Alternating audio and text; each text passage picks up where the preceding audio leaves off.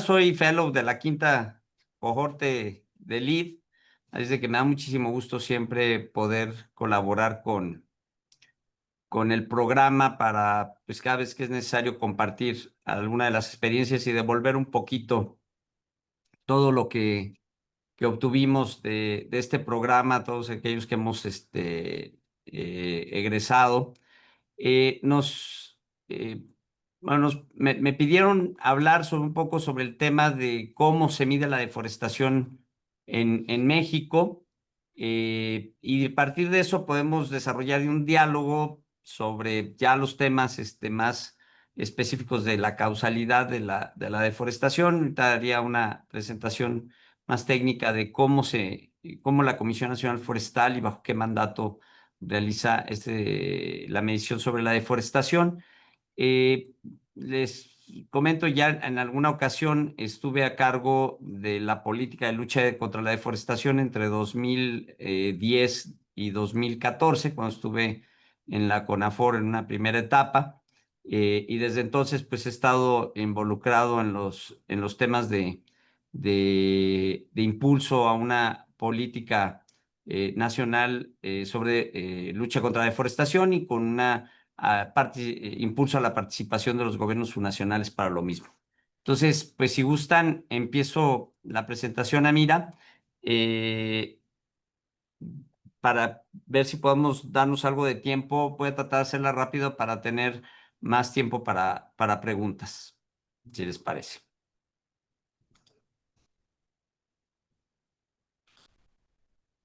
Me dicen, por favor, si ven la pantalla Se ve. completa. Sí, sí, sí, se ve.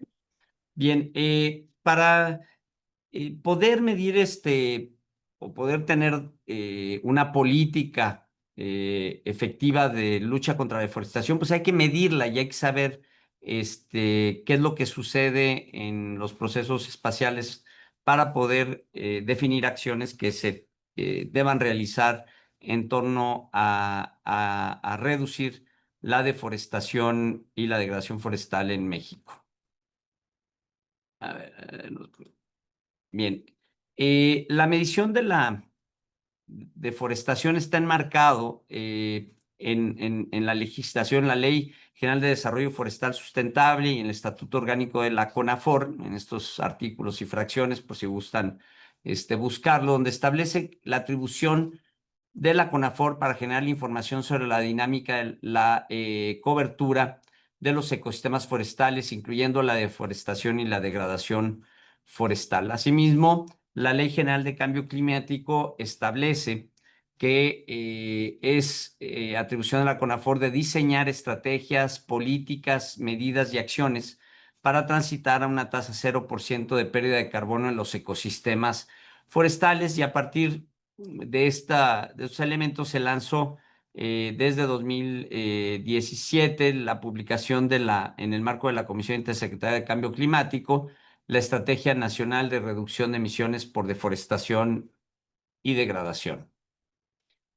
Es muy importante tener claro qué es lo que se mide cuando se habla de deforestación, y esto tenemos que seguir lo que establece legalmente, que es la pérdida de la vegetación forestal en forma permanente por causas inducidas o naturales, y eso está establecido como tal definición en la Ley General de Desarrollo Forestal Sustentable.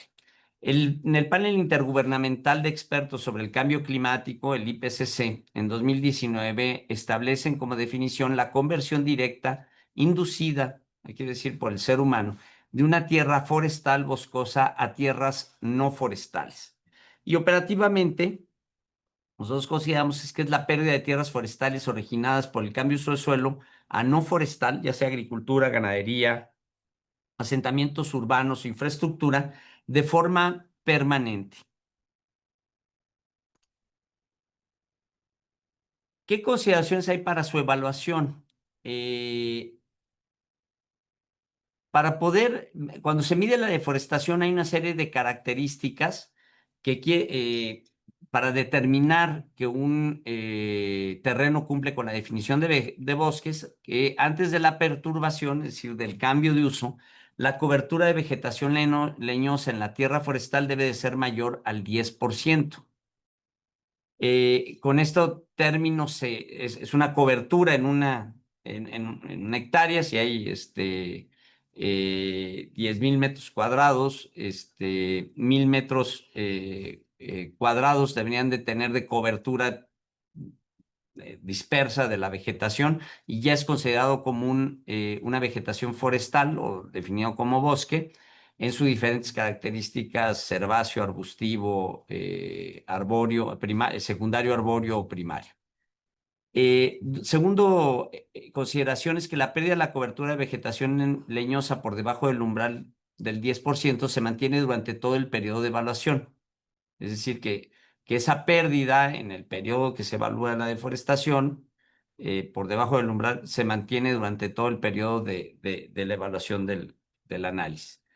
Y no se observa recuperación de la vegetación leñosa que supere un umbral del 10% de cobertura durante todo el periodo de evaluación. Es decir, que hubo el cambio de suelo y no hubo una recuperación de al menos el 10% de la vegetación leñosa para ser considerada que no fue deforestación. Y también la última consideración para la evaluación es que existe evidencia de cambios de suelo forestal a no forestal, es decir, que hay una claridad en la conversión a praderas, agricultura, humedales, asentamientos humanos, otras tierras, de manera permanente, es decir, durante todo el periodo de evaluación. Y no se considera como deforestación si la perturbación o pérdida de cobertura por debajo del umbral ha sido ocasionada por aprovechamientos forestales, incendios forestales, plagas, fenómenos meteorológicos o incluso la tala clandestina, si no ha habido el cambio de suelo de manera permanente. Muchas veces cuando oyen las noticias y se habla de incendios forestales, se habla que se pierden tantos millones o miles, cientos, miles de hectáreas de bosques por los incendios. Eso no es así. O sea, los bosques no se pierden por los incendios. Los incendios son procesos ecológicos que son que han estado en la evolución de todos los ecosistemas. Mientras haya vegetación, eso significa combustibles, oxígeno y algún factor de ignición, siempre va a haber un incendio forestal. Entonces, no necesariamente donde pasa el fuego se pierde la cobertura. Y muchas veces donde hay un incendio muy intenso, que le llamamos incendios de copa, donde se muere todo el arbolado, generalmente al año siguiente tenemos procesos de regeneración natural y de colonización de nuevas especies en el proceso sucesional, que si no está intervenido con un cambio de uso definitivo, pues no se considera deforestación, sino es cambio en la cobertura. Por eso, cuando ustedes ven en el reporte de Global Forest Watch, cuando ustedes ven la definición, es cambios en la cobertura forestal, no están hablando de deforestación. Entonces toman en cuenta incendios que tienen un impacto de pérdida de la cobertura, pero no significa que el sitio se haya deforestado. Entonces tiene una mayor superficie en el país, la pérdida de cobertura, o sea, el cambio en la cobertura no es pérdida, el cambio en la cobertura debido a que se toman ese tipo de perturbaciones, huracanes, inundaciones o incendios, o incluso un aprovechamiento forestal intensivo que después viene con un proceso de replantación o de regeneración natural. En ese momento se toma en cuenta un cambio en la cobertura, pero eso no significa que hay deforestación. Por eso la medición hay que ser muy cuidadosos cuando uno utiliza las estadísticas de qué es y qué no es la deforestación. Entonces, nada más para aplicar una manera muy esquemática, si había un bosque natural y hay un cambio en la cobertura que se elimina para un cultivo agrícola, pastizal u otro destino al forestal, es cuando estamos hablando de deforestación. Cuando hay un bosque natural y que este bosque es aprovechado y que hay después un proceso de regeneración natural o incluso una tala ilegal, no, perdón, eso está abajo. Bueno, y hay incluso hay aprovechamientos forestales que son matarrazas, que se le quita totalmente la vegetación en una franja o algo y se planta inmediatamente o se hace una regeneración natural inmediata. En ese momento tienes una pérdida temporal de la cobertura. Y también cuando hay una plantación forestal y esta es aprovechada y vuelve a ser replantado, pues es una pérdida de cobertura, a menos que después de esa plantación forestal el propietario, que era en una zona que originalmente había sido agrícola y ahora es una plantación forestal, decida volver a pasarlo a un cultivo. Y por último, también es una pérdida de cobertura cuando en un bosque natural hay una cobertura eliminada por un incendio o la tala ilegal, tala clandestina, pero que no implica un cambio de uso de suelo a otra actividad y se dan procesos de regeneración natural o asistida. Pero en el momento en que se hace la medición, se observa una pérdida de cobertura. Para poder hacer la medición de los recursos forestales en el país y siguiendo las atribuciones establecidas en el artículo 34 de la Comisión Nacional Forestal, se establece el Sistema Nacional de Monitoreo Forestal, que está integrado por tres grandes componentes: el Inventario Nacional Forestal y de Suelos, el Sistema Satelital de Monitoreo Forestal y el Sistema Nacional de Medición, Reporte y Verificación. El primero es la colecta y análisis de datos de campo, a través de un inventario directo, con muestreos, no vamos a abordar el tema del Inventario Nacional Forestal en este caso, nos vamos a centrar en el tema del Sistema Satelital de Monitoreo y el Sistema Nacional de Medición y Reporte, pero el Inventario Nacional Forestal es la colecta de análisis de datos en campo para establecer indicadores forestales como área forestal, volumen, crecimiento, densidad, regeneración, biomasa, carbono, salud de los ecosistemas forestales y perturbaciones. Y ese inventario se realiza de manera quinquenal a través de un proceso de inventario en ciclos. Ahorita estamos en el cuarto ciclo del Inventario Nacional Forestal, que durante 5 años se establece un inventario de una quinta parte cada año del territorio nacional. Y luego está el Sistema Satelital de Monitoreo Forestal, son mapas de cobertura mapas de cobertura y de cambio de cobertura con un enfoque de mapeo, es decir, de identificación explícita a nivel de polígonos de lo que cambia, y la evaluación de la deforestación y degradación forestal con un enfoque de muestreo. Ahorita vamos a ver la diferencia entre ambos. Y el Sistema Nacional de Medición, Reporte y Verificación, que es la contabilidad y notificación de emisiones de gases de efecto invernadero, la elaboración del nivel de referencia de las emisiones forestales y la contabilidad de los gases de efecto invernadero y mitigación de proyectos forestales ligados a la política nacional, llámese restauración, pago de servicios ambientales o manejo forestal sustentable. Bien, el sistema satelital de monitoreo forestal, su objetivo es producir cartografía e información sobre la cubierta forestal y sus cambios. Es atribución de la CONAFOR diseñar e implementar el sistema y es atribución de la CONAFOR evaluar las tasas de deforestación anual que tiene el país. Para esto tenemos dos sistemas.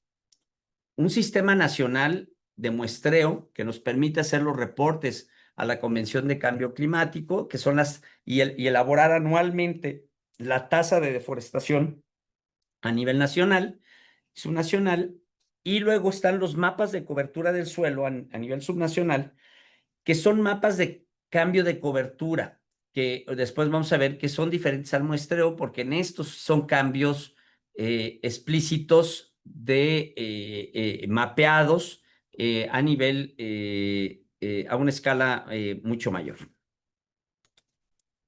Bien, el método de muestreo con el cual México reporta la estimación de las áreas deforestadas en México en el marco de la Convención de Cambio Climático se basa en el método de muestreo del IPCC establecido en el 2006, que es una representación coherente de las tierras con una estimación de superficie mediante proporciones, es decir, hay un muestreo, un procedimiento estadístico para evaluar la superficie deforestada en el país sin tener que medir absolutamente todo el territorio nacional. Esto es pues, un método de muestreo que es como si quisiéramos ver una fotografía. La fotografía al lado es el mapa exacto de lo que hay en el país, ¿no? Y es lo que se reflejaría en este cuadro que ven aquí con una explicación explícita, completa de lo que hay en ese espacio.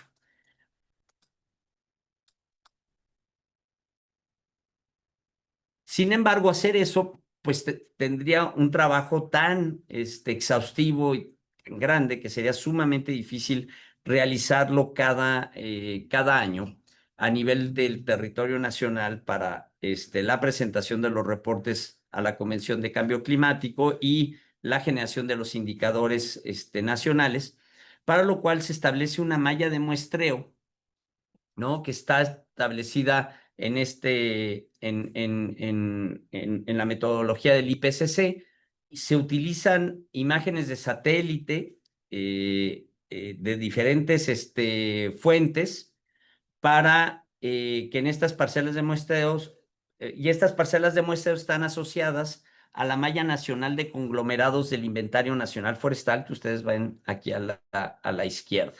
Y entonces esta representación de la imagen específica, explícita de lo que vemos en una fotografía, a través de un muestreo, nos da una idea general del territorio nacional en materia de la pérdida de recursos forestales con una interpretación multitemporal de 26.200 parcelas de muestreo en todo el territorio nacional.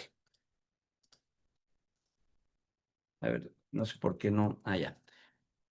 Bien, el primer paso en este sistema es un diseño del muestreo, como señalado, basado en la malla de puntos del Inventario Nacional Forestal, el diseño de parcela, la interpretación de parcelas y utilizando las diferentes imágenes disponibles de alta resolución en las plataformas internacionales que son reconocidas por el IPCC. Se hace la fotointerpretación de parcelas y se hace un análisis estadístico. Y esto deriva en un resultado que está realizado o que se realiza esta metodología desde el 2001. Se utiliza el mismo método de muestreo para identificar la deforestación a lo largo del tiempo en el país. Y teniendo como último resultado la muestra en el muestreo del 2024, que es lo que se reporta a principios del año siguiente para los envíos a los reportes nacionales. Se registró un decremento en relación al 2023 del 40.75% en la deforestación bruta anual con respecto al 2023. Pero como ustedes pueden ver, es una evolución bastante heterogénea y que tiene que ver por diferentes causalidades. O sea, la deforestación es un fenómeno complejo que tiene que ver con las diversas actividades económicas del país y sus causas pueden ser muy variables. Tenemos causas directas de la deforestación que todo el mundo reconoce, que es el cambio de uso de suelo para la agricultura, el cambio de uso de suelo para la ganadería o para desarrollos urbanos, infraestructura. Y en cada periodo, en cada año o cada periodo sexenal, hay fenómenos, ya sean incentivos económicos de mercado, que son causas subyacentes, que hacen que suceda la deforestación, ¿no? Políticas explícitas de desarrollo agropecuario. Les pongo un ejemplo, entre 2007, 2008, 2009, en este periodo se lanza un gran programa ganadero que fue el PROGAN, ¿no? Que tuvo implicaciones en deforestación muy importante en la ganadería, o también fue un periodo de un repunte de la deforestación ligada al cultivo de agave, ¿no? Para la producción de tequila.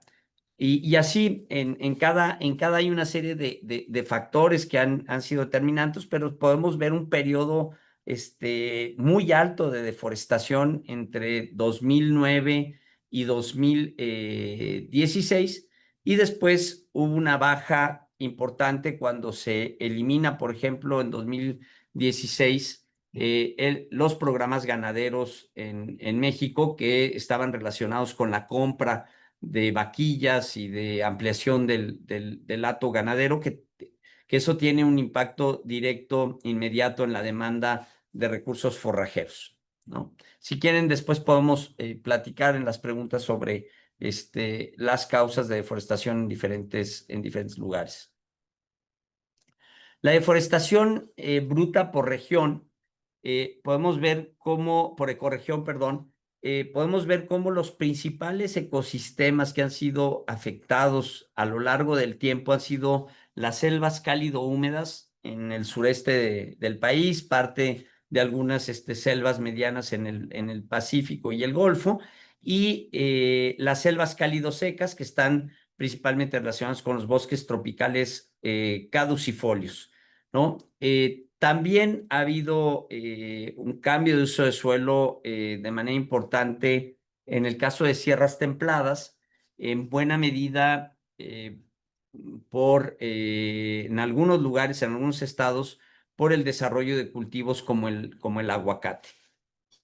Pero lo más fuerte en términos de cambio de uso de suelo ha estado relacionado con las selvas, tanto cálidos húmedas como cálido secas, y los principales motores de deforestación han sido la ganadería extensiva y los cultivos comerciales. Entre 2001 y 2024, la deforestación bruta se redujo, en el caso de el último conteo, de 183,000 a 108,000 hectáreas, ¿no? Que es 47,53 menor que el promedio anual del periodo 2001-2023, que fueron 207,000 hectáreas. Es decir, pero si nos vamos a promedios, obviamente el promedio en los últimos años está cerca de las 200,000 hectáreas. El valor más alto de la deforestación bruta se registró en el año 2016 con 350,000 hectáreas. Las ecorregiones selvo-cálida húmeda, sierras templadas concentran el 78% de esa deforestación, y de esa deforestación registrada en el 2024. La ecorregión de selvas cálido-secas se redujo en 43% en relación al 2023, y la ecorregión sierras templadas se disminuyó en un 66% también en el último año. La contribución por ecorregión a la deforestación bruta anual es la siguiente. Para el 2024, la vegetación California mediterránea, que corresponde a la zona del noroeste del país, fue del 9,98%. Las selvas cálido húmedas el 56%, con 61,000 hectáreas. Las selvas cálido secas con el 11,72%, con 12,773 hectáreas. Y las sierras templadas fue el 21,44%, con 23,363 hectáreas. La ecorregión con mayor decremento de la deforestación fueron las sierras templadas, que disminuyeron de 68,000 hectáreas a 23,000, y lo que significó una disminución del 66%. Y la deforestación por tipo de transición ha sido la más importante a lo largo de toda la medición, y esto ha representado en promedio perdón, más del 70% y que en proporción aumentó en el 2024, ha sido la conversión de tierras forestales a praderas, es decir, a pastizales inducidos o artificiales, que concentró el 75,3% de la deforestación para el año 2024. Pero si ustedes pueden ver, de forest land o de tierras forestales a grasslands, a tierras, a pastizales, siempre ha habido la mayor parte de la deforestación ligada a este tipo de actividad. Seguido por la deforestación por el cambio de suelo de tierras forestales a cultivos, que es el amarillo, y luego de tierras forestales a wetlands, a humedales o a zonas inundadas, prácticamente ya no, pues no se ve. Entonces, en general, pues prácticamente o a otro tipo como zonas, em, pero no es wetlands, ahorita me acuerdo. Eh, la transformación de tierras forestales a infraestructura también ha tenido algunos momentos importantes o a tierras, infraestructura o desarrollo urbano, y en menor medida se identifican otros tipos de ocupación que varía en diferentes actividades como la minería u otras. Y entonces, analizada por tipo de transición, la deforestación del 24 se comportó, la conversión de tierras forestales a praderas fue el 75%. Se redujo el 40% en la contribución de este tipo de transición en comparación con el promedio histórico, ¿no? Que habían sido 152,000 hectáreas. La conversión de tierras forestales a tierras de cultivo disminuyó pasando de 71,000 a 26,000 en el 2024, que representó el 24% de la deforestación bruta, y no se presentaron contribuciones de humedales, otras tierras y asentamientos humanos a la deforestación bruta en el 2024. Si lo vemos en una gráfica de transición a tipo de cambios, de la deforestación total entre 2001 y 2024, que fue en total, en todo este periodo se han deforestado 4,8 millones de hectáreas. La gran mayoría está ligado a las selvas cálido húmedas, donde se ha perdido 2,500,000 hectáreas, principalmente para pastizales, y de selvas cálido húmedas 1,300,000 hectáreas, que se convirtieron a pastizales, sumando un total de 3,5 millones de hectáreas. Otra parte importante ha sido las sierras templadas, que básicamente una parte se han ido a pastizales, y otra parte a tierras agrícolas.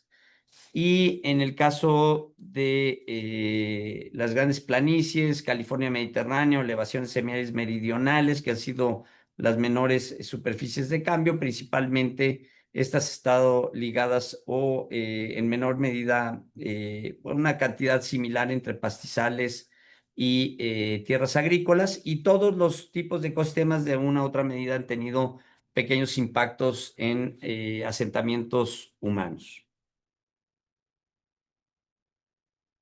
La tasa de deforestación bruta a nivel nacional en porcentaje ha sido como la ven en la gráfica, igual como lo vimos en la gráfica de barras, en términos de tasa anual.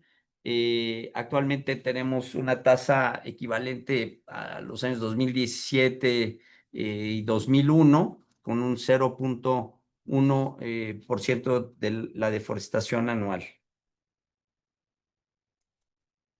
Esta tasa de deforestación forma parte del Catálogo Nacional de Indicadores, que son indicadores un indicador clave es la tasa de deforestación bruta nacional, que sirve para el Catálogo Nacional de Indicadores del Sistema Nacional de Información Estadística y Geografía. Y el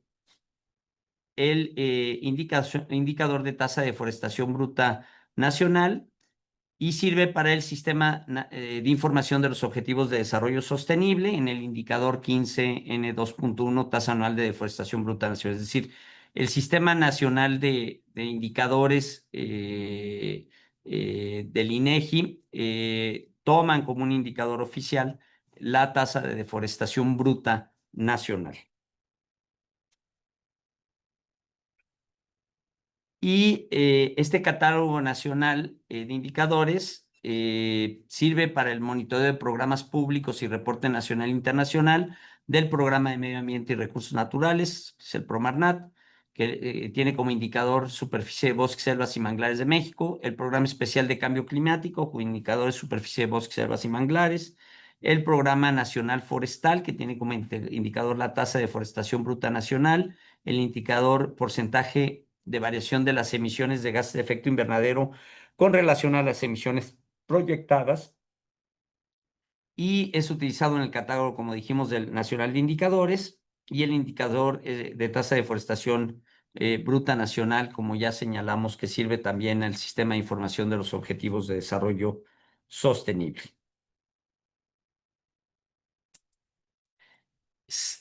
El método de muestreo se ve reflejado de esta manera si hacemos una acumulación de las zonas críticas de deforestación bruta entre 2001 y 2024, donde se tiene la deforestación por grado, alto, medio o baja, y esto es el acumulado en todo el periodo identificado de las zonas críticas.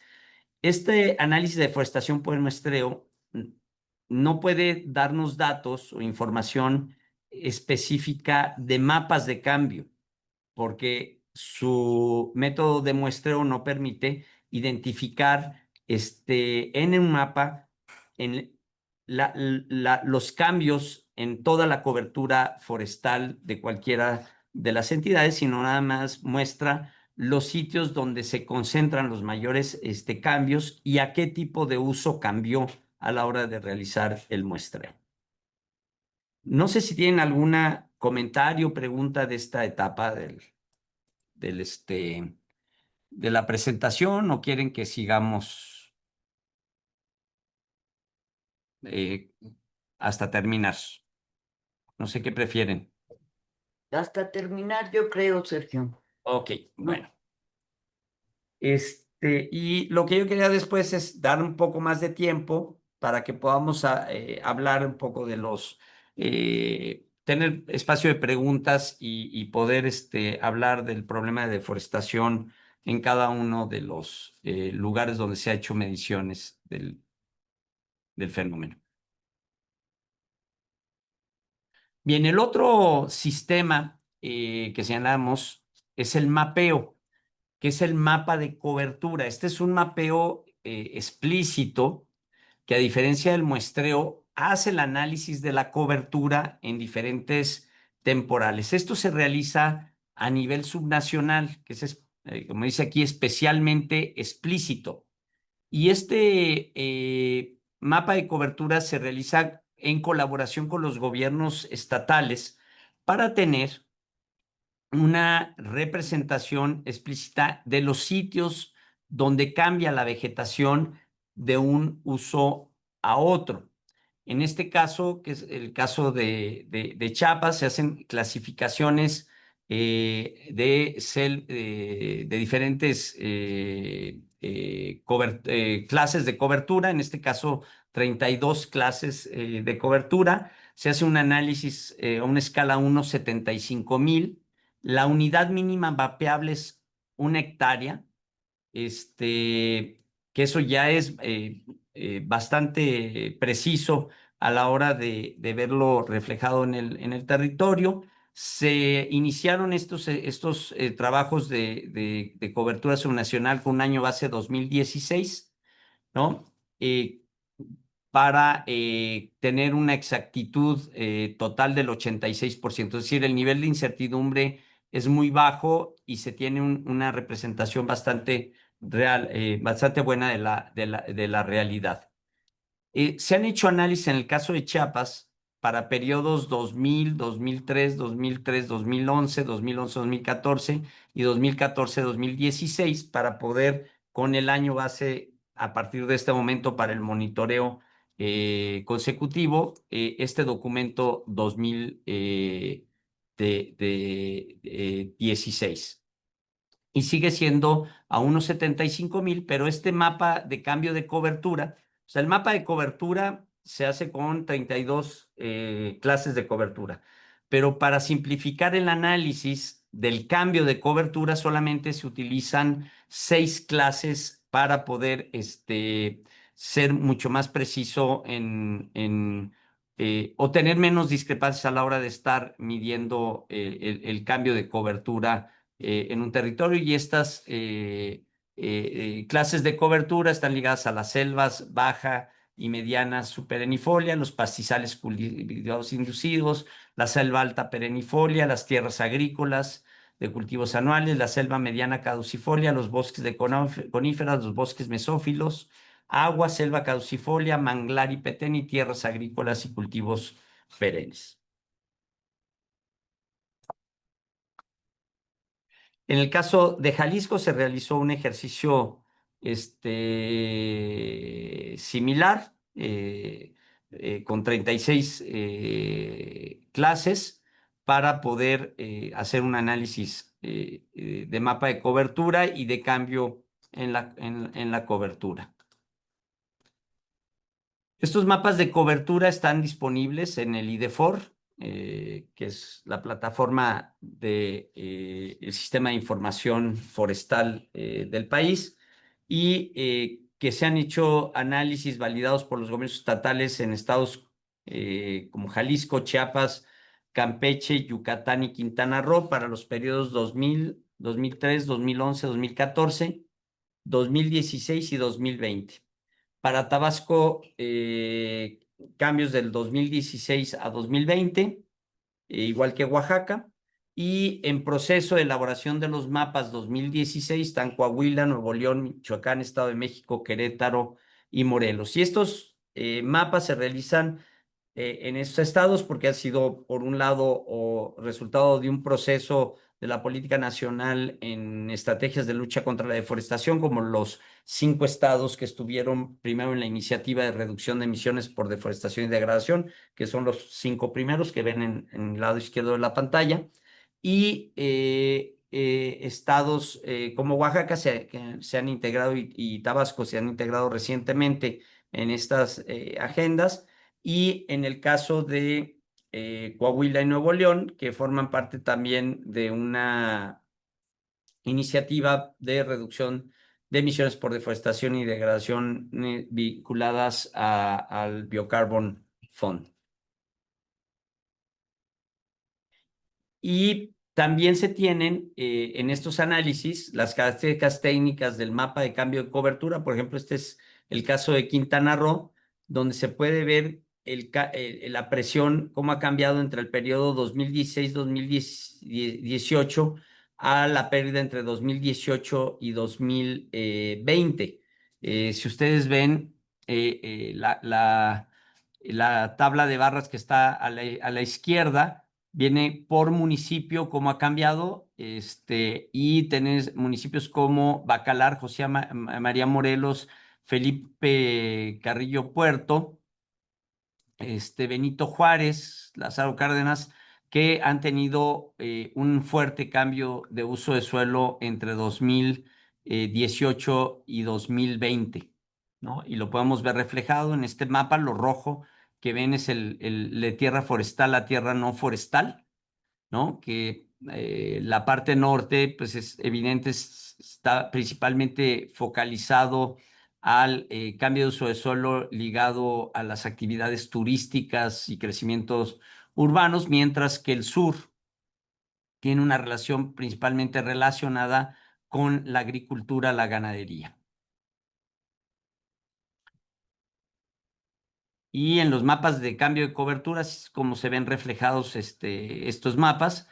Si quieren, ahorita podemos platicar específicamente de las causalidades en estos estados y las dinámicas a lo largo del tiempo, que es donde se tiene la mayor claridad en los cambios de uso del suelo y sus causalidades.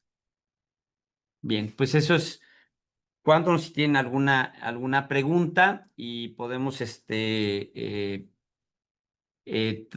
platicar sobre estos últimos casos, sobre las causalidades de deforestación, si así lo quieren, o podemos tomar algunas preguntas del método de medición con los cuales la Comisión Nacional Forestal mide la deforestación en México. Entonces abrimos un poco para preguntas y después podemos empezar a discutir un poco el tema de los motores de la deforestación. ¿Tú puedes dar la palabra a Mira? Porque yo no veo. Está alzando la mano Natalia. Natalia. Hola, bueno, muchas gracias, Sergio, por tu ponencia. Pues, bueno, mi primera pregunta es de tipo histórica. A ver, ojalá puedas ayudarme con ella. A mí me gustaría saber cuándo ¿cuándo se empezó a medir y, y cuáles tú consideras que políticamente serían aquellos argumentos con los que se dijo, bueno, vamos a empezar a medir y vamos a hacerlo de esta manera y dónde se empezó a hacer y luego cómo se fue replicando en el resto de los lugares? Y si la manera en la que se lleva a cabo, pues esta medición y monitoreo de la cubierta vegetal, eh, es decir, es así como se lleva a cabo, esta es la manera en que mejor podemos cubrir todo ello. Entonces, la pregunta va más enfocada hacia, pues, quizá los aspectos sociales e históricos de esta problemática, en cómo surgió y y bueno, sí, también es la mejor manera de hacerlo como hoy se lleva a cabo y como cuál es la competencia que tienen con estas empresas que sé que existen, que se dedican a vender esta información satelital para, para los agricultores, por ejemplo, y que puedan tener mejores cultivos y hacer todo esto del riego por goteo, un riego más sofisticado de acuerdo al diagnóstico de del monitoreo que les están realizando. O sea, ¿cómo lo llevan ustedes pues como gobierno, ¿no? Con estas empresas. Y bueno, esas serían mis preguntas. Gracias. Bueno, son preguntas de diferente naturaleza y algunas tienen que ver con lo que hace la CONAFOR y otras no. La Comisión Nacional Forestal mide desde el 2005, 2004, me acuerdo, elabora el Inventario Nacional Forestal. Y a partir de 2009, 2010, inicia el sistema de monitoreo de la deforestación con una metodología reconocida a nivel internacional vinculado al IPCC, o creo que desde 2006 está como se llamamos, la metodología, pero a partir del 2009 se inicia la medición de la deforestación, pero utilizando el mismo método se hizo a partir del 2001, es decir, si bien el trabajo se inicia a partir de 2009, se hicieron todo el trabajo de monitoreo y de medición con la misma metodología, con las imágenes desde 2001. Por eso el reporte de la deforestación en México es a partir del 2001 como datos oficiales del gobierno federal. Entonces, estas son dos fechas muy importantes y siempre se ha utilizado la misma metodología para poderlo medir y poder comparar año con año, porque si no sería muy difícil saber pues, si se midió o no lo mismo. En el caso de las imágenes de satélite, CONAFOR utiliza imágenes de satélite que son conveniadas con organismos internacionales y que no tienen costo para el gobierno. Es decir, son imágenes de satélite que, como señalamos anteriormente, están vinculados a FAO, al Open Forest Collect Earth, o sea, son imágenes disponibles que están de acceso libre basado en convenios que tiene la Comisión Nacional Forestal con diversas organizaciones, entre ellas también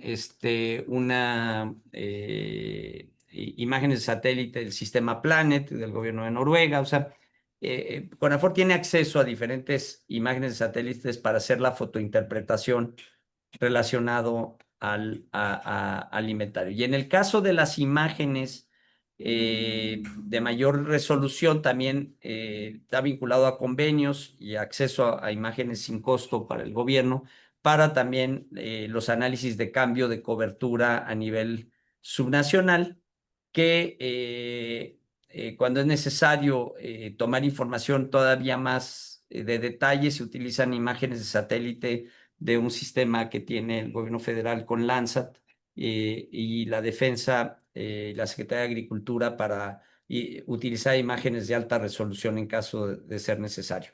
Pero en general son imágenes públicas o propiedad de sistemas ligados a la colaboración internacional. Y nosotros no proporcionamos imágenes a ninguna empresa, ni contratamos empresas para que nos saquen imágenes, y no generamos información para la agricultura.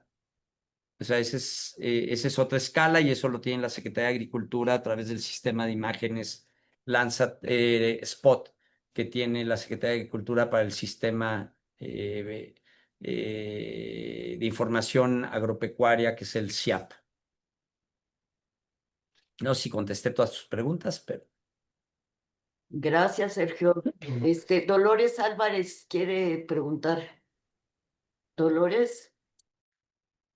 Sí, buenas tardes. Espero que sí me escuchen. La pregunta sería, Si me pueden doctor, comentar de dónde, o sea, qué hacen cada uno de ustedes, porque para saber qué bueno, yo soy temas Dolores trabajan. Álvarez.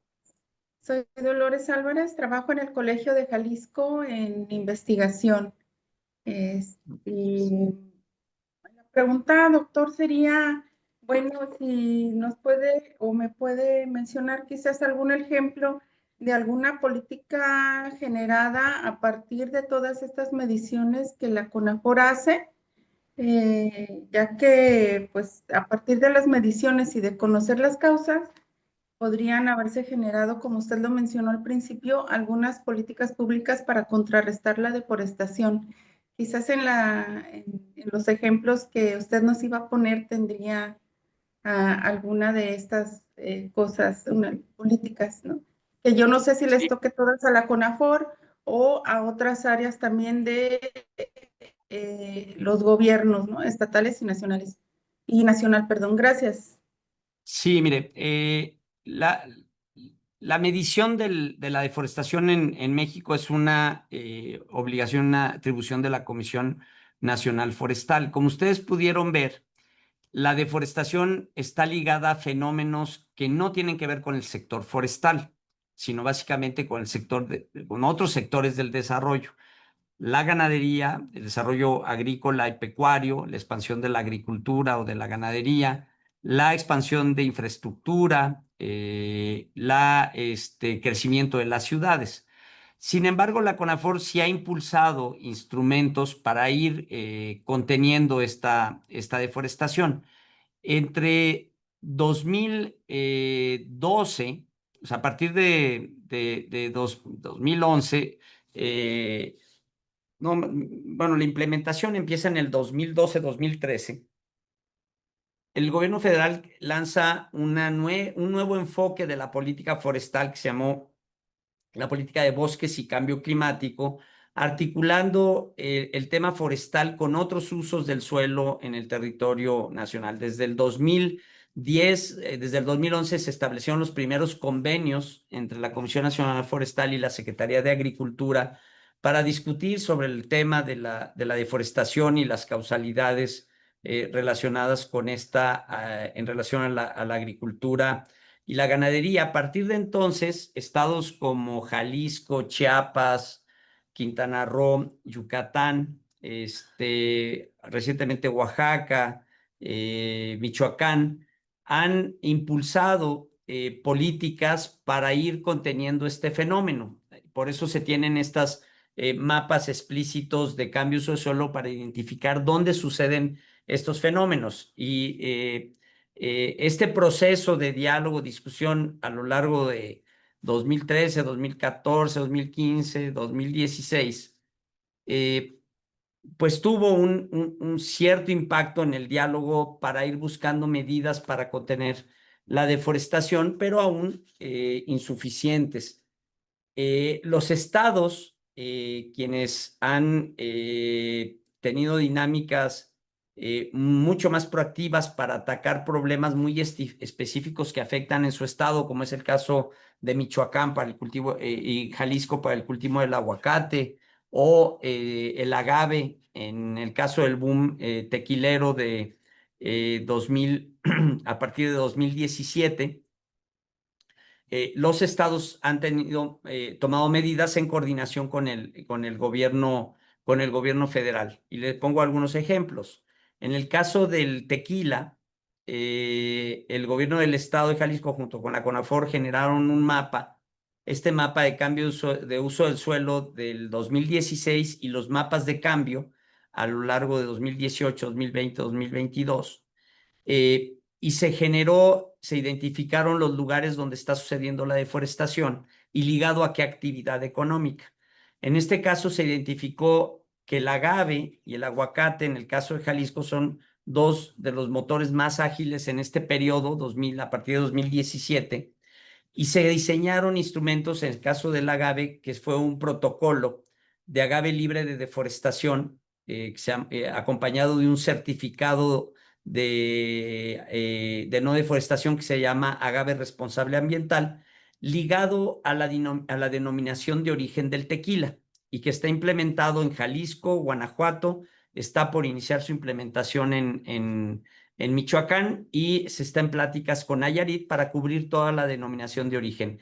Es un mecanismo de autorregulación ligado a la denominación de origen donde además de identificar el municipio de donde viene la plantación, la trazabilidad que tiene la denominación de origen es que tienen inventariadas cada planta. Entonces, ahora para poder registrar a partir del 2021, a partir del 2022, para poder registrar una parcela cultivada de agave para producir tequila, se requiere un reporte del mapa de compatibilidad 2016 de que esa parcela no fue deforestada después de 2016. Entonces eso hace que la deforestación para el agave se haya reducido. Primero, ahora por el precio del agave, todo el mundo señala que pues nadie quiere plantar agave. Sin embargo, en 2023, cuando todavía no bajaba el precio del agave, perdón, 2022, 2023, cuando todavía no bajaba el precio del agave, se identificaron por año poco más de 7,000 hectáreas que se habrían registrado para producir tequila y que no pudieron registrarse porque habían sido deforestadas. En total, se pudo evitar aproximadamente unas 14,000 hectáreas en esos 2 años que se habrían deforestado antes de que bajara el precio del agave. Entonces, ese tipo de instrumentos, por ejemplo, el gobierno de Michoacán, utilizando este mismo sistema que se diseñó para el agave, generó un sistema que se llama Guardián Forestal, con el cual se identifica todas las plantaciones de aguacate que han sido deforestadas después de 2018, en las cuales los exportadores de aguacate por presiones de los introductores de aguacate en los Estados Unidos están exigiendo que vengan de zonas no deforestadas y el gobierno de Michoacán generó un certificado estatal de no deforestación ligado a este sistema de monitoreo que se tiene. Entonces, eso está teniendo impacto. Por ejemplo, en el caso de Michoacán, la deforestación por el aguacate pasó de 9,000 hectáreas en el 2000, creo, 2020 a solamente 126 hectáreas en el 2024. Entonces, hay una serie de medidas que se pueden hacer conociendo lo que está pasando en la dinámica de la deforestación. Y actualmente tenemos una política nacional que va en ese mismo sentido para generar cadenas de valor agropecuarias libres de deforestación conjuntamente entre la Secretaría de Medio Ambiente y la Secretaría de Agricultura.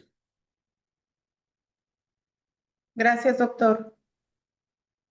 Gracias, Sergio. ¿Tienes una pregunta? ¿Tienes Yo- 4 preguntas Adelante. en A ver, deja de decirle. A ver, te va a decir César. Sergio, tienes 4 preguntas. En la parte de abajo de la pantalla dice preguntas y respuestas. Es que no veo mi... A ver, déjame aquí, me salgo de la... Dejar de compartir. Preguntas y respuestas, ya. ¿Sí? Tienes 4. Ajá. ¿Se establece algún límite de cobertura permitido?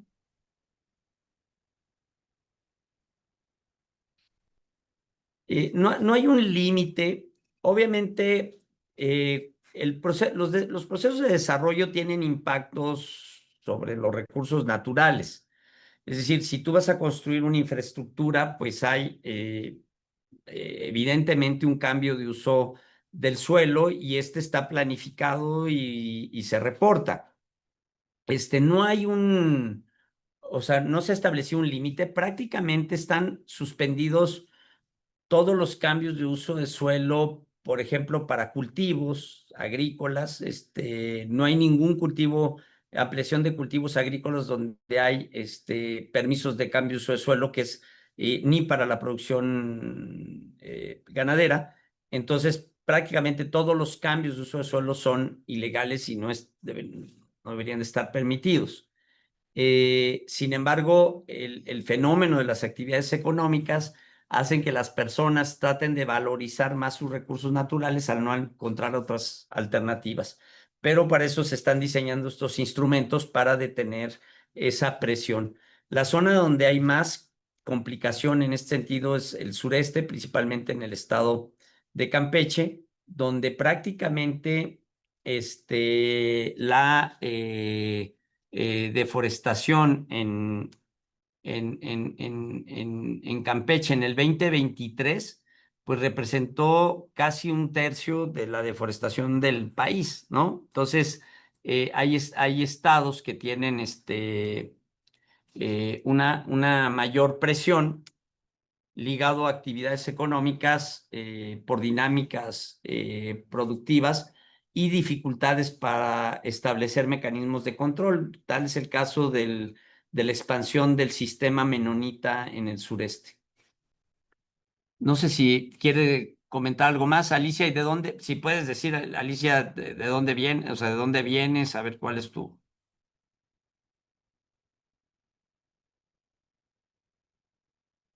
¿no?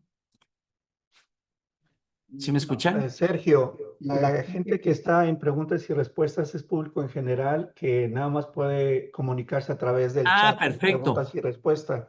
Ah, muy bien. Una disculpa. Nuevamente, Alicia Zamudio pregunta si existe alguna certificación. Sí. En este caso, ahorita hay 2 certificaciones de libre deforestación, que es SARA, Agave Responsable Ambiental, y Avocado Forest, que es el sistema de Michoacán, ¿no? Que son sistemas ya con certificaciones específicas para cultivos, en el caso de agave para tequila y de aguacate, en el caso de Michoacán. Omar López Ibarra. Sí, ¿qué es el elote? No sé qué es el elote, pero bueno. Sí existen iniciativas, estrategias Ordenamiento territorial, dice. sí existen iniciativas, estrategias intersectoriales para enfrentar la deforestación. Específicamente, se está trabajando de manera muy estrecha con la Secretaría de Agricultura, con la Secretaría del Trabajo para también vincularlo al cumplimiento laboral, en el caso de la agricultura comercial. y con los gobiernos estatales para reducir la deforestación, en el caso del agave y del aguacate. Boris tiene Sí. una pregunta. Ay, perdón. Nada más Oiga, para... ¿Sí? ¿qué ole? Sergio, quería yo preguntarte, Sí, ¿cuál es Boris. el mecanismo? ¿Cómo haces para establecer un acuerdo en el plano de la comisión y el gobierno estatal? Porque yo creo que requieres algo más o menos formal para que el Estado responda a las iniciativas que planteas desde la comisión, ¿no? Sí, básicamente la CONAFOR firma convenios marco con todos los estados de la República y ahí se van estableciendo las acciones que se plantean para, entre ellos, pues el tema de la lucha contra la deforestación, pero varios estados ya tienen un trabajo histórico con la Comisión Nacional Forestal para ir atacando las causas de deforestación que le están afectando. Los estados con los que más se ha trabajado en los últimos años son Jalisco, Chiapas, Yucatán, eh, con los cuales, y Quintana Roo, con los cuales incluso se están estableciendo herramientas para reducir, entrar al mercado de carbono en términos de reducción de emisiones a nivel subnacional, ¿no? Pero sí, o sea, sí se tienen acuerdos con los estados para ir atacando la problemática. Oye, Sergio, y entonces, para efectos, digamos, de aprovechamiento, ¿qué haces para...? Porque, digo, se puede aprovechar el bosque si lo manejas bien, yo creo, en términos no nada más maderables, sino no maderables, ¿no? O sea, ¿cómo haces para que el bosque sea un recurso para toda la población que son los dueños, digamos, las comunidades, ¿cómo haces para que se aproveche y fomentes esa formalización del aprovechamiento en lugar de estar tirando y decidir que vas a tirar la madera y cosas por el estilo? Y te quería preguntar, ¿qué piensas de Sembrando Vida? ¿Te puedo hacer esa pregunta? Sí, claro. Mira, voy a contestarte a dos. Uno, acuérdate, la política forestal eh, tiene que entenderse desde una perspectiva de la heterogeneidad de los ecosistemas de México. Claro, Es decir, claro. eh, el recurso forestal no solamente son los bosques que tradicionalmente vemos, cuando salimos de paseo, que vamos a la Jusco, o sea, los bosques templados es lo que todo mundo visualiza como bosques. Y luego están las selvas tropicales, del sureste, ¿no? Las selvas altas. Pero la vegetación forestal de México incluye más de 50 millones de hectáreas de matorrales del norte del país, las selvas secas caducifolias, que son cerca de 19 millones, los bosques de encino, los bosques de coníferas, las selvas medianas del Pacífico, parte del Golfo y sobre todo la península de Yucatán, los manglares. Entonces, la política forestal tiene que abordarse desde una perspectiva diversa en relación a estos ecosistemas. Para el aprovechamiento forestal maderable, tenemos zonas muy específicas de potencial de aprovechamiento maderable que corresponde a los bosques de templados, de coníferas latifoliadas, y a las selvas medianas. Y esto suma una superficie de aproximadamente 11,5 millones de hectáreas susceptibles de aprovechamiento, de las cuales en aprovechamiento hay 5,9 millones de hectáreas y todavía hay una posibilidad de ampliación del aprovechamiento. Y ese aprovechamiento forestal no significa cambio de uso de suelo, es manejo forestal que ayuda a valorizar el recurso y disminuir la presión sobre el cambio de uso de suelo. Los bosques templados están fuertemente presionados por cultivos como el aguacate, cuyo valor de renta es tan alto que no hay ninguna actividad económica que le logre. Y esto lo que ha sucedido es que ha habido una doble actuación. Por un lado, el gobierno federal y estatales fortaleciendo las capacidades de inspección y vigilancia, especialmente en el estado de Michoacán, con este esquema de guardián forestal, que ha reducido de manera muy importante la deforestación, porque además se hacen denuncias a cada predio que se deforesta por el aguacate, tanto a la Profepa como al Ministerio Público. Y por otro lado, hay una presión de los mercados, específicamente de los importadores de aguacate de los Estados Unidos, y actualmente más o menos el 70% de todo el aguacate que se exporta ya viene con una exigencia de un certificado que está emitiendo el estado de Michoacán con un sistema de trazabilidad bastante robusto.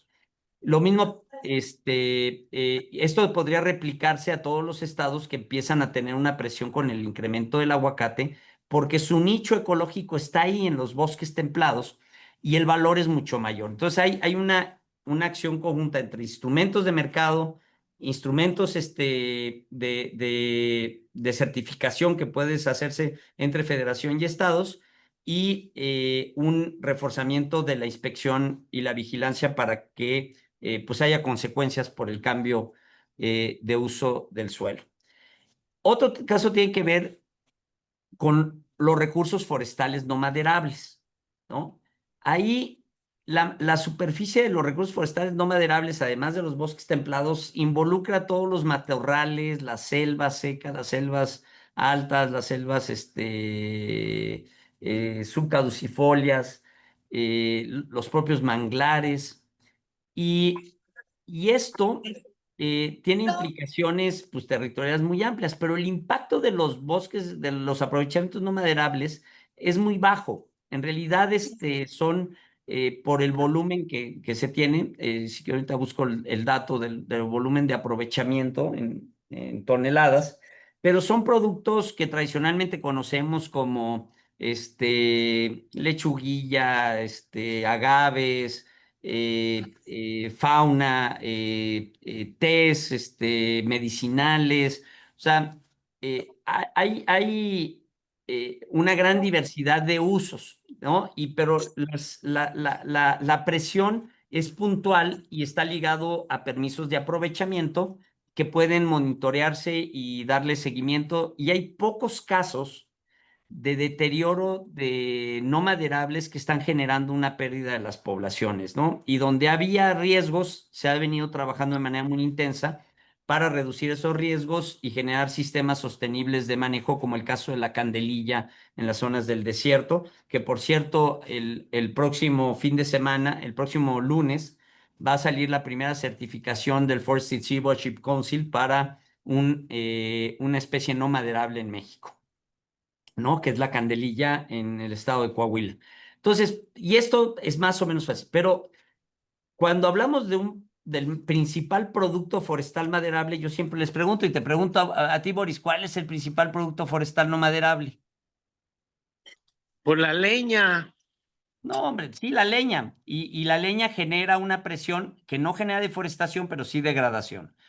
Y la leña, pues, principalmente en el sureste, genera una fuerte presión para ciertas actividades económicas. Por ejemplo, en Oaxaca para la producción de mezcal, ¿no? Y en otros lugares para pues, la cocina, ¿no? De muchas zonas rurales. Sin embargo, la leña no está a un nivel de ser un factor de deforestación importante. Entonces, hay otro producto forestal no madera, y la leña sí es maderable, o sea, es madera, no se quema. Pero ¿qué otro se te ocurre? No, bueno, madera comercializada, que se vende en las maderías para construcción, para muebles, para, yo qué sé, los aserraderos, cosas por el estilo, no sé. Todo eso es maderable.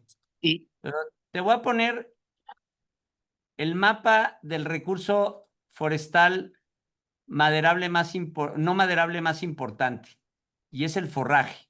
no madera, no No maderable, maderable. los hongos y Sí, las pero esos frutas y los hongos. también son muy pequeños. Cuando tú ves el uso del recurso forestal en territorio y en volumen de biomasa, el principal producto del forestal que se consume es el forraje. Hay un total Órale. de 77 millones de hectáreas de recursos forestales que son la base de la producción de los becerros de México. Anda. En estos Oye, lugares pero eso es matorral, ¿no? ¿Es matorral? ¿En es zonas de recurso, matorral? son los recursos, si oíste hace rato lo que decía, los recursos forestales de México no nada más son los bosques, son los matorrales, la selva, Claro. los manglares, todo eso son 138 millones de hectáreas que son Ya. recursos forestales. Y esos recursos forestales, los matorrales y las selvas medianas y caducifolias que ustedes ven en la pantalla, son la principal fuente de forraje combinado con los pastizales inducidos. Si lo vemos en términos de valor, todos los pastizales inducidos que se han establecido sobre vegetación forestal, es decir, que han sido los factores de pérdida de bosques a lo largo de la historia del país, suman un total de 18 millones de hectáreas, que son lo amarillo, ¿lo ven todos? Sí. Esos pastizales, con excepción del Golfo, que donde el ganado está todo el año por la humedad, por eso las selvas altas perennifolias se acabaron, porque se convertían a pastizales y el ganado no necesita el bosque para su alimentación, porque el pasto está verde todo el año. Es como si hubiera pues un forraje continuo. En el caso de la península de Yucatán, Chiapas, todo el Pacífico mexicano, parte del Golfo del norte del Golfo de México, estos pastizales están ligados a la frontera con los recursos forestales. Durante la mayor parte del año, o bueno, no, durante 6 meses del año, en el caso de las selvas secas y de las selvas subcaducifolias, el ganado vive en el bosque y se alimenta de recursos forrajeros dentro del bosque, dentro de la selva. En el caso de los matorrales, todo el tiempo está en el matorral y se le da complemento alimenticio al ganado durante ciertas temporadas del año, donde hay menos disponibilidad forrajera. Bueno, el valor de la producción forrajera de México, de los ecosistemas forestales, permite la producción de aproximadamente 8 millones de becerros al año. Esos becerros son vendidos a las engordas de ganado. La industria de la carne no produce becerros. La industria de la carne compra becerros, los engorda y los vende para ya su consumo final. Pero todas las engordas de carne prácticamente compran becerros en estos territorios. Y el valor forrajero en términos económicos de este recurso suma los 120,000 millones de pesos anuales, que es mayor que la propia producción forestal. Ok. Y esto requiere un cambio paradigmático de la gestión de los Totalmente. recursos forestales en el país. Totalmente, totalmente. ¿No? Oye, sí, es muy impresionante. Oye, bueno, Y aquí es donde está la deforestación. Ah, bueno, ahí está. Mira, ahí te va, ¿eh? Esto que ven aquí son los pastizales. Todos esos pastizales alguna vez fue un ecosistema forestal. O sea, porque todos los pastizales se establecieron en la historia del país sobre ecosistemas forestales donde había ciertas características. Estos son pastizales inducidos. Estos son los matorrales. Si fijas, hay una combinación entre los pastizales y matorrales. Y luego las selvas, caducifolias y subcaducifolias, que son las utilizadas para el forrajeo por el ganado. No sé si contesta tu Oye, pregunta. no, sí, no, súper, rebasas el conocimiento que yo tenía y bueno, no hay actividad, o sea, si me estás diciendo 120,000 millones de pesos anuales tiene que ver con este sector. Pues es muy impresionante, no hay otro sector, pues no hay otro sector que iguale esta producción y es de exportación, la mayoría es de exportación, ¿no? No, la mayoría Ser- es para el consumo nacional. consumo. Solamente, sí, la única región que exporta becerros a Estados Unidos es parte de Chihuahua y Sonora y un poquito Oye, de y también, Coahuila, pero que exportan becerros. Es que hay que distinguir dos cosas, la exportación de la carne y la exportación de becerros. claro, Estos ecosistemas producen becerros que compran los industriales de la carne. Aquí hay más de 1 millón de productores involucrados. O sea, tiene una connotación social muy importante.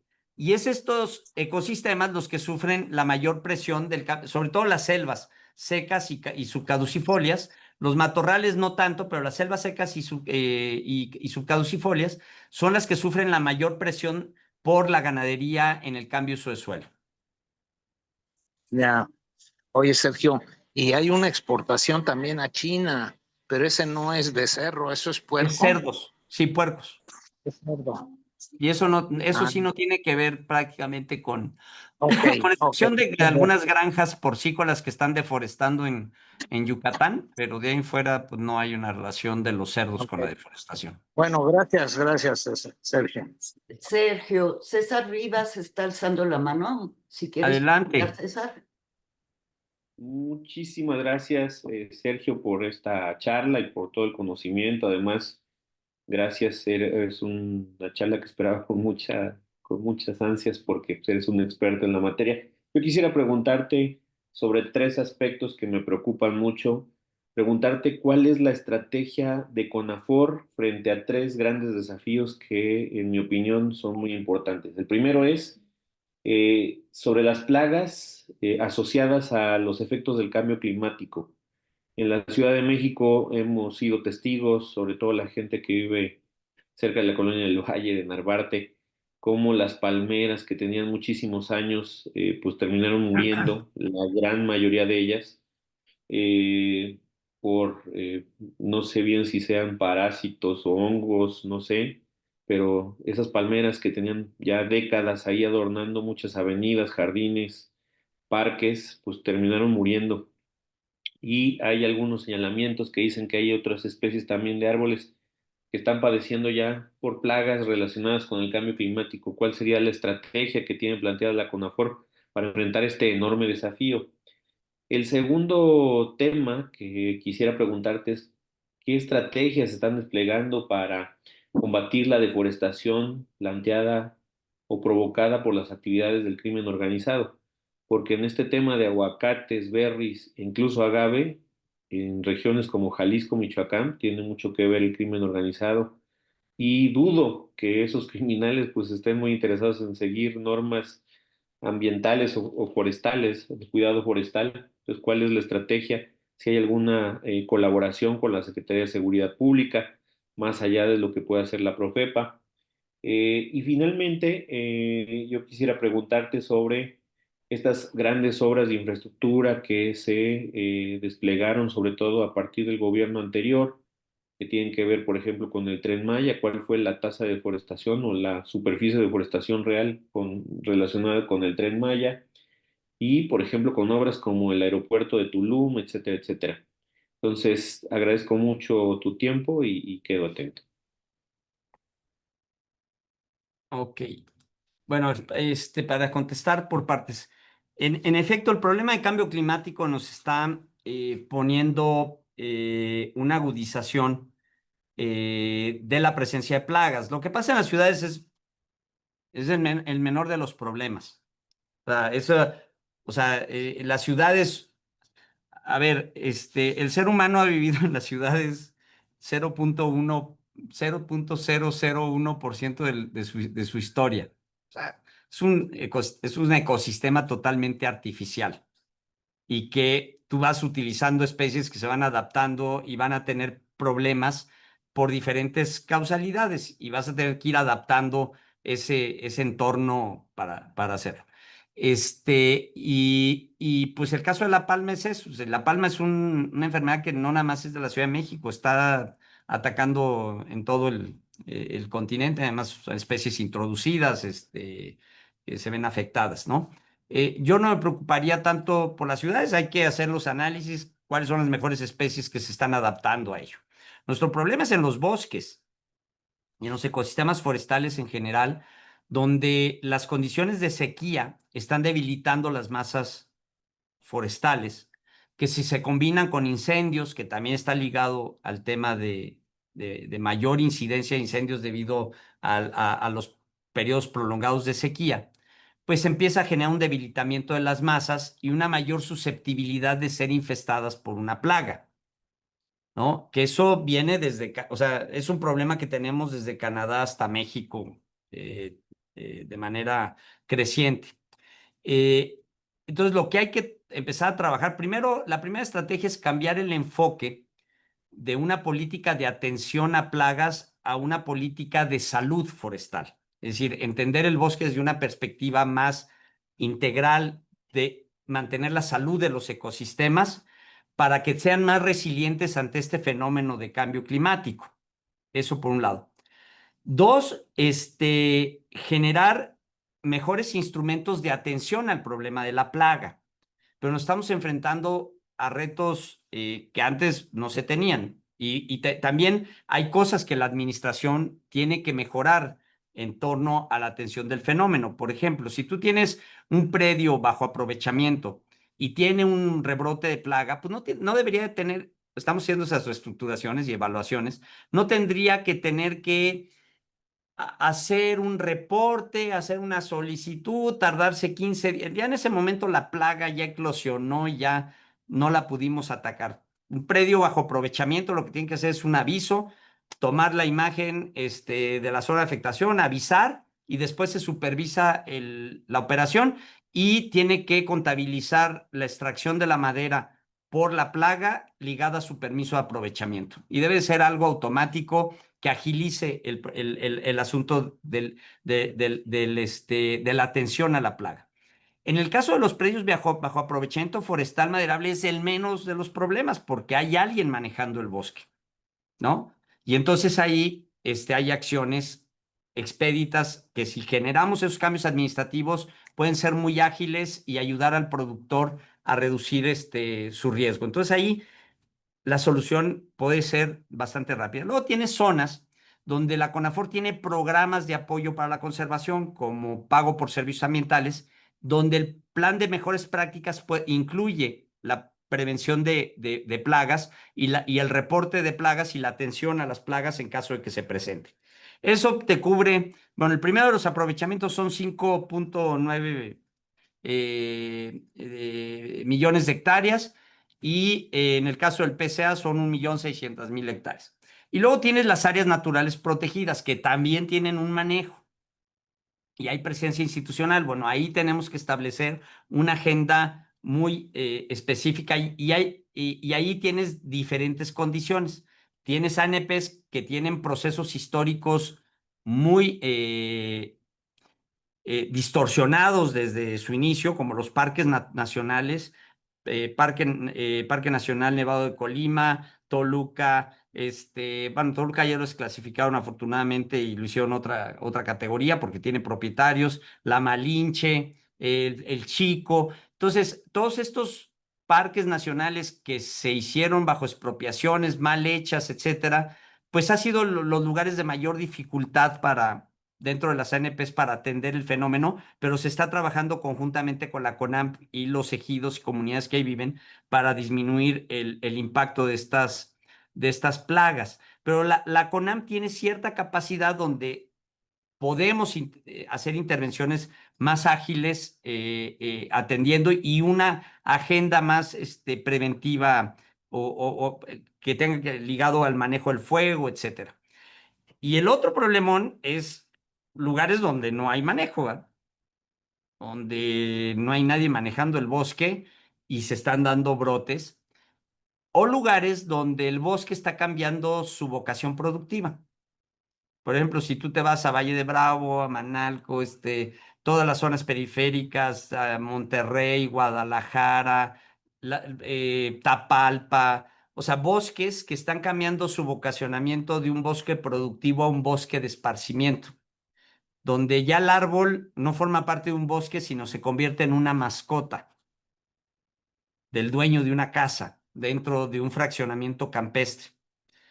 Y manejar una plaga forestal no se hace como llevando al veterinario al árbol. O sea, tienes que hacer intervenciones de la masa que se va afectando. Entonces, cuando esta ya está dividida entre propietarios que quieren cuidar su árbol, los bichos se mueven y entonces se dificulta muchísimo el tratamiento, los tratamientos silvícolas. Lo mismo pasa con los incendios.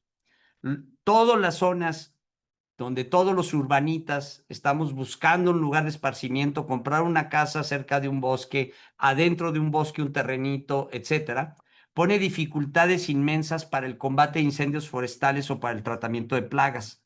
Y ya no son superficies menores. O sea, tú cuando vas a combatir un incendio, generalmente combates un incendio generando un contrafuego para que el incendio no pase la barrera que tú estás poniendo, que es una brecha cortafuego para tú de ahí contener el fuego. Cuando hay casas, ya no puedes hacer eso.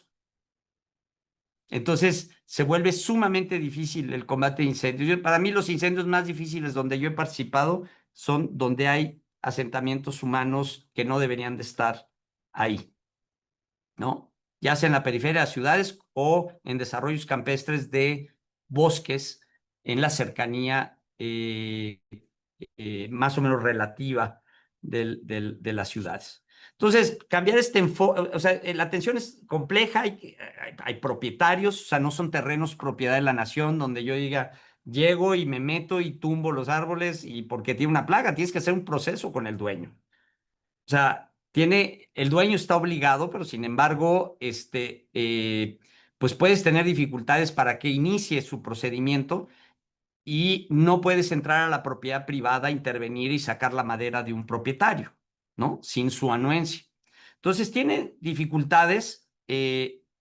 Tenemos que agilizar los procedimientos administrativos, generar dinámicas donde podemos manejarlo de una mejor manera porque hay presencia institucional y manejo de los propios propietarios y reducir los factores que están generando la presencia de plagas, como el caso de los incendios en los bosques de coníferas, pero en el caso de los manglares, pues el problema de debilitamiento por los flujos hidrológicos o por el cambio en el pH. Por ejemplo, tenemos un problema en Península de Atasta de un escarabajo barrenador que introduce un hongo y el hongo es el que termina matando el arbolado, pero en realidad el escarabajo se desarrolló, es un escarabajo que existe ahí desde toda la vida, y el escarabajo se desarrolló porque hubo un debilitamiento de la masa forestal ligado a un cambio de pH y de presencia de contaminantes en el agua, en el humedal, que debilitó la masa y entonces hubo susceptible. Entonces, a veces el fin de tubo, que es la plaga, no es la causa y que hay que atacar son las causas que están generando ese fenómeno. Perdón por extenderme en la respuesta. Pero ninguna de estas son sencillas, mano. Son muy preguntones estos del lead. ¿verdad? Faltó lo del crimen y lo de obras de infraestructura. Gracias. Bueno, el crimen. Hay una mesa de tala ilegal donde se trabajan los temas de inteligencia y se va abordando el tema por región según el caso. O sea, es un tema que requiere la intervención de otras instancias que nosotros lo que trabajamos, y en esto estoy convencido de lo que dice la presidenta, nosotros tenemos que intervenir y nuestro papel es intervenir en las causas subyacentes, apoyar a las comunidades en el control de sus procesos productivos, fortalecer la organización, asegurar que hagan un aprovechamiento para que las acciones de seguridad, pues cuando estas suceden, pues puedan encontrar una sociedad todavía cohesionada con la cual reconstruir. Ok, Sergio. Y la infraestructura, siempre va a haber necesidades de cambios sobre la infraestructura. Y es cambios planificados, ya sea para el crecimiento urbano, para la construcción de una línea férrea, para la construcción de una carretera. Lo que se tiene que hacer son pues, los estudios de impacto ambiental, correspondientes, pero siempre que tú quieras hacer una infraestructura esta va a haber un cambio de uso de suelo. Y la proporción de el cambio de uso de suelo ligado al Tren Maya con la deforestación que hay en la península en los últimos años es ni el 2%, ni el 1%. O sea, las causalidades mayores del cambio de suelo en la península de Yucatán es la agricultura comercial, básicamente, y ciertos desarrollos inmobiliarios en el norte de Quintana Roo y Yucatán, que está creciendo de una manera brutal, ¿no? Y que eso tiene que ver más con problemas de control local, procesos de planeación de uso del suelo a nivel municipal, etcétera, que están permitiendo estos cambios de uso de suelo y que los meten a las zonas urbanas, etcétera, ¿no? Pero la mayor parte de la deforestación en la península de Yucatán está ligado al sector agropecuario, especialmente los menonitas. Gracias. Karina, tiene una pregunta también, Sergio, para ti. Sí, Buenas mire. tardes. Hola, buenas tardes. Yo soy Karina Juárez, yo soy abogada, tengo una consultoría y yo soy de Chihuahua. Entonces, ahorita que mencionabas menonitas y que mencionabas ganadería, pues eso es mi día a día. Yo sí creo que, por ejemplo, lo que comentaste de la ganadería, yo más bien tengo un comentario. Pues yo vengo de familias ganaderas, mi familia, mi suegro, mi papá, todos. Y yo sí quiero hacer un comentario respecto a lo que comentabas de la ganadería, de la exportación y todo. Yo veo cómo los ganaderos también, ellos cuidan sus pastizales. Si no se cuidaban los pastizales, no se podía dar esa producción. Entonces, yo sí creo que sí debe haber una sinergia y sí siento, no de ti obviamente, pero del gobierno federal en sí o de las autoridades, una cierta como no satanización, pero como que siento que hace falta que un diálogo, ¿sí me explico? O sea, escuchar la versión de, por ejemplo, de los menonitas, o sea, qué versión tienen ellos, qué piensan ellos, o sea, como que siento que hace falta un diálogo, porque, por ejemplo, el tema de los pastizales, o sea, yo soy testigo, o sea, cómo los pastizales los cuidan los ganaderos, cuidan sus tierras, descansan en las tierras 2 años, 3, vuelven al año, o sea, si no, sencillamente ya hubieran desaparecido, o sea, no se podría dar esa producción. Y también en el mismo línea más o menos, me mencionaste que no hay permisos de cambio de suelo. Yo en lo particular, yo no me dedico a nada de ese tema, pero sí veo esa estrategia de como de negar, no, que se caiga el sistema, que no ingrese nada. Y yo pienso que esa estrategia de cerrarte como autoridad no abona a una cultura ambiental, no abona a la legalidad, la gente no deja de realizar sus actividades, simplemente se salen del radar de la autoridad, ¿sí me explico? O sea, no es como que la gente diga, ah, no, pues ya no me dieron el cambio de suelo, o me dicen que no hay autorizaciones, no, pues ya no voy a sembrar, al contrario, o sea, la gente sale del radar de la autoridad y está en la ilegalidad y la autoridad no sabe ni qué están haciendo. Entonces, yo sí siento que hace falta un diálogo, o sea, que hace falta un puente y escuchar los puntos de vista tanto de en particular de los menonitas, y ponerlos a unas mesas de trabajo, no sé, y en el tema de la ganadería también, porque también si nos ponemos en esa visión de solo la naturaleza importa, o sea, pues somos parte del ecosistema, o sea, no nos podemos desaparecer a nosotros mismos, entonces sí tenemos que buscar ese diálogo, me parece muy necesario. Sí, mira, muchas Gracias. gracias. Mira, cuando hago una presentación como la que hice, y lo voy a volver la voy a volver a poner porque es muy importante desde mi punto de vista. Ya no sé dónde la dejé. Este, esta. Voy a volver a compartir pantalla porque esto tiene que ver con lo que estás diciendo. Cuando yo digo que hay 94 millones de hectáreas de superficie de uso ganadero y el 80% son los bosques, significa que tenemos que manejar esos bosques para seguir produciendo forraje. No significa que se deben de cambiar. Yo tuve recientemente una reunión con la Confederación Nacional Ganadera.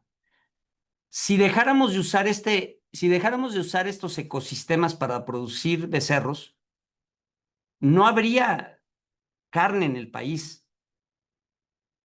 O sea, aquí está la producción básica de la carne en el país. Sin embargo, y no es el caso en todos lados, pero en la mayor parte de los casos, yo he estado en contacto con ganaderos de Sonora, de Chihuahua, que han tenido que matar a su ganado, que han tenido que venderlo después de las sequías.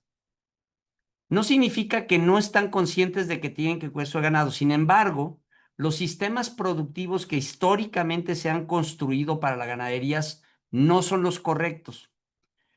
Actualmente y afortunadamente en Chihuahua y Sonora, y en parte de Coahuila, hay ganaderos que están haciendo un enfoque de ganadería regenerativa, con un enfoque holístico, reduciendo las cargas, de animales, y están creando un nuevo esquema de manejo. Es lo que necesitamos. En el caso de las selvas, el norte del país, si no hacen un cambio todos a un manejo más holístico de su ganadería en los matorrales, el matorral va a seguir. El matorral no va a desaparecer. Van a desaparecer las vacas. Porque si no hay forraje, no va a haber ganado. Entonces, esto que tú dices es cierto. Hay muchos ganaderos que ya están cuidando su ganado, pero también conozco ganaderos que tuvieron que vender porque en la sequía no la aguantaron, porque hacían malas prácticas, porque no se han metido a este enfoque de ganadería más cuidada pensando en el futuro. Entonces, yo creo que la ganadería del norte es una de las más elaboradas y mejor desarrolladas, pero todavía tiene zonas y oportunidades de desarrollo. Tú te vas a toda la península de Baja California y tienes un problema de pérdida de recursos forrajeros brutales debido a un mal manejo de la ganadería, ¿no? ¿Por qué? Porque pensamos que no tomamos en cuenta que el suelo y el agua es tu factor determinante para mantener a tu ganado. Entonces, yo no creo que se esté satanizando. Al contrario, lo que queremos es que todo mundo entienda que si no conservamos y manejamos adecuadamente este recurso forestal para seguir produciendo becerros, vamos a tener un problema de abasto de alimentos en México. Y los ganaderos lo resuelven importando carne, pues ya su carne ya trajo barcos directos de Guatemala a Sinaloa, ¿eh? O sea, si se disminuye la disponibilidad de becerros, estos pueden traer de donde sea, ¿no? Entonces, sí es muy importante cambiar o sea, en este diálogo no nada más un diálogo desde el sector ambiental, sino es un diálogo desde el sector productivo, de entender que la base de producción que tienen es esa y que si no se cuida, se va a perder. Entonces, en el caso de las selvas secas, es muy diferente al matorral, porque las selvas secas no tienen los mismos pastos que tienes en las zonas de matorrales y pastos naturales. Aquí todos los pastos son inducidos. Y el sistema el sistema productivo está diseñado como si estuvieras en el Golfo de México, donde llueve todo el año. En todo el Pacífico hay un déficit hídrico de 8 meses. El ganado no puede estar en los pastizales todo el tiempo, tiene que entrar al bosque. Y aquí las unidades de producción son mucho más pequeñas que las que tienes en el norte del país. Entonces el sistema es muy diferente y requiere un cambio hacia una intensificación de la parte del pastizal. Y voy a poner nuevamente la lámina. Todos estos pastizales del Pacífico, todos, y estos de esta zona de acá, tienen una selva asociada. O sea, cerca de eso, o un matorral, en el caso de los matorrales, pero son selvas más bien las selvas secas de Sonora, del sur de Sonora, se fijan, están asociadas a pastizales. Y es que lo que significa es que el pastizal se degrada porque durante la temporada de lluvias meten el ganado al bosque, en las secas lo sacan al pastizal, el pastizal ya está muy grande y entonces el ganado no se puede comer todo el pasto y para que vuelva a crecer el pasto tienen que quemar. Y eso empieza a generar un proceso de degradación continuo y de afectación al propio ecosistema forestal del cual dependen. Entonces, de la misma manera que están haciendo las cosas en el norte, se ha impulsado en Jalisco, Chiapas, parte de Oaxaca, Michoacán, un enfoque de ganadería a través de sistemas silvopastoriles, que significa una intensificación de la ganadería y un mejor manejo del bosque de donde el ganado depende. Pero todavía la escala de trabajo de eso es muy pequeña, pero va creciendo. Pero nadie quiere dejar de producir ganado porque está ligado a la alimentación de los mexicanos. Pero si seguimos manejándolo como lo manejamos, vamos a perder la productividad forrajera y vamos a necesitar importar cada vez más becerros para la engorda de carne y la industria de carne del país. Y cada región es diferente. Es muy importante entender eso. Segundo, los menonitas de Chihuahua son muy diferentes a los menonitas de Campeche. Chihuahua tienen 100 años y ya han diversificado después de tanta limitación que se tiene en relación al agua, y ahora son grandes productores de frutales, etc. En el caso del sureste todavía es un sistema de expansión. Es un sistema que se expande, que no diversifica su producción, que es una producción, y tienen una dinámica de deforestación que no nada más se queda en Campeche. Si tú pones limitaciones de cambio, o sea, que ya no pueden deforestar en otro lado, es un sistema que migra a Belice, Guatemala, Colombia, Bolivia. Los menonitas de Campeche fueron los primeros menonitas en Bolivia y ahorita llevan 1 millón de hectáreas deforestadas en Santa Cruz de la Sierra. Entonces, el sistema menonita es un sistema expansivo que requiere contenerse en términos de expansión de la superficie agrícola para que puedan diversificarse, porque si no, no lo van a hacer. Mientras tengan posibilidades de expansión en tierra, van a seguir con una visión de deforestación y cambio de uso de suelo, no solo en México, sino en todo el continente.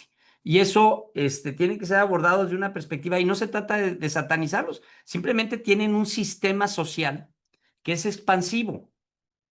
O sea, si te fijas, los menonitas en el caso del sureste no crean pueblos, crean campamentos. Y son estructuras de calle, de carreteras con granjas, y se van expandiendo conforme va habiendo disponibilidad de tierra. Es un tema bien complejo que no va a dar tiempo tal vez de explicarlo ahorita, porque ya menos se nos acaba, pero vale la pena que hagan un análisis desde el LID, estaría muy interesante, del sistema menonita y cómo se expande en América Latina. Entonces, digo, no hay ni estigmatización de los ganaderos, al contrario, yo tengo años trabajando con los ganaderos para la ganadería sostenible. Cuando era secretario, generamos la primera carnicería libre de deforestación. O sea, lo que hay que hacer es hacer un cambio de paradigma de la gestión del recurso forrajero. Eso es lo que tienen que estar disponibles los ganaderos a verlo, porque se van a quedar sin forraje y todo el país se va a quedar sin recursos naturales y biodiversidad. Con una visión así de cuidado, de gestión holística, de mayor responsabilidad en el manejo, la ganadería mexicana podría ser una de las ganaderías más revolucionarias del mundo. Y por último, el tema del cambio de uso de suelo. No está cerrado a que haya cambios de uso de suelo. Lo que ya no puede haber es cambios de uso de suelo donde vamos a afectar a todo mundo. O sea, la generación de riqueza para uno no puede ser el resultado en la degradación del patrimonio de todos, ¿no? Porque entonces empezamos a tener problemas de viabilidad como sociedad. Entonces, ¿por qué está restringida la minería ahorita a cielo abierto? Porque tiene implicaciones ambientales brutales en materia de agua. Queremos hacer todo en el mismo territorio. Queremos producir vacas, alimentos, minas, turismo. O sea, queremos todo en el mismo territorio. No se puede todo. Tenemos que hacer vocacionamientos. Y donde haya vocacionamientos para cada actividad, ahí concentrarla y hacerla bien y hacerla la menos dañina posible. Pero no se puede seguir bajo una lógica de dar a cada solicitud de cambio de uso de suelo una autorización. Por ejemplo, no puede seguir autorizando los cambios de uso de suelo para producir aguacate. Está teniendo implicaciones en el abasto de agua de miles de habitantes en el centro del país. O sea, la gente se está quedando sin agua porque es acaparada por la producción de aguacate que beneficia a un pequeño grupo cuando tú tienes implicaciones en materia de agua de millones de personas. Entonces, sí debe de haber cambios de uso de suelo planificados para desarrollo de infraestructuras, para generación de valor público, para la mejora de las condiciones de vida de la gente, pero no solamente pensando en que se tiene que hacer un negocio y por eso el gobierno tiene que autorizar todo lo que sea un negocio. Ya nos queda poquito, Amira. Sí, sí, sí. Yo me tengo que ir a una reunión a la otra. Alexander está alzando la mano. Alexander. Voy a ser breve. Muchas gracias, Sergio. Yo soy Alexander Wiener, consultor socioambiental, y mi pregunta va más en esta dirección de CONAFOR. ¿Cómo ves la participación del privado, del sector privado, en esta gestión en estos siguientes años? Desde esta colaboración en infraestructura público-privada, compensaciones planificadas, un poco cuál es la estrategia de incorporar al sector privado en atender todos estos retos. Sí, muy buena pregunta. Y primero hay que partir de un principio.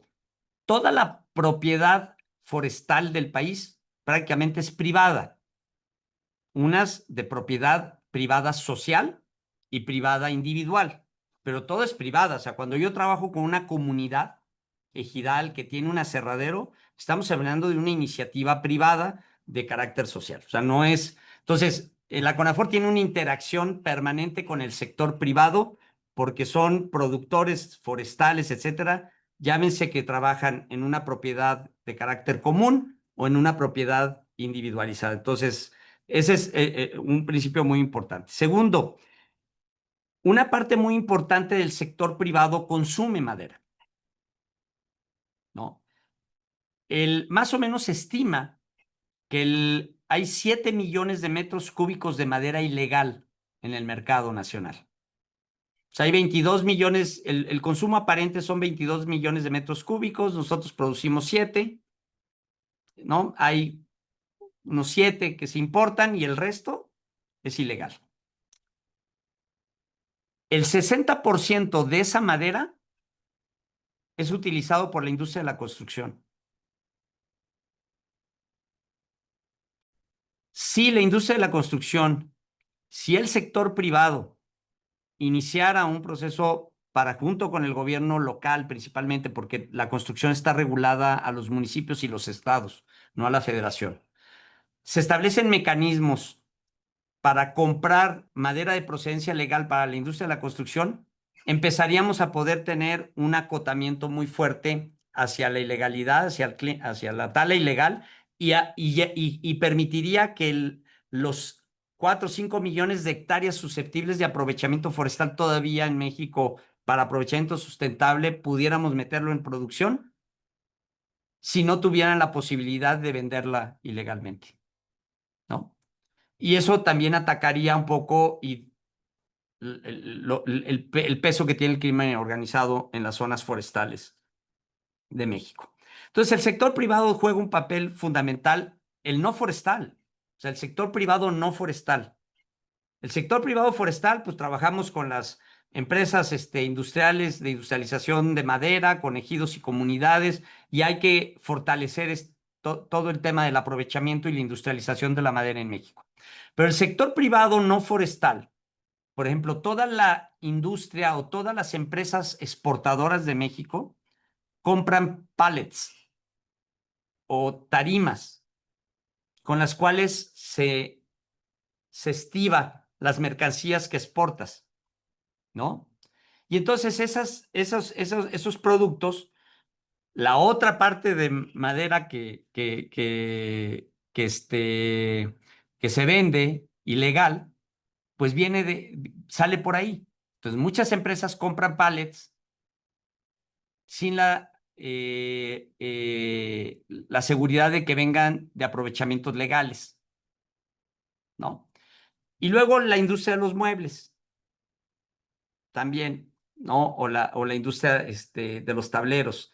Entonces, hay la manufactura, generalmente, que son Entonces, la industria privada puede jugar un papel muy importante en la alianza con el gobierno para generar una compra de maderas legales y nacionales.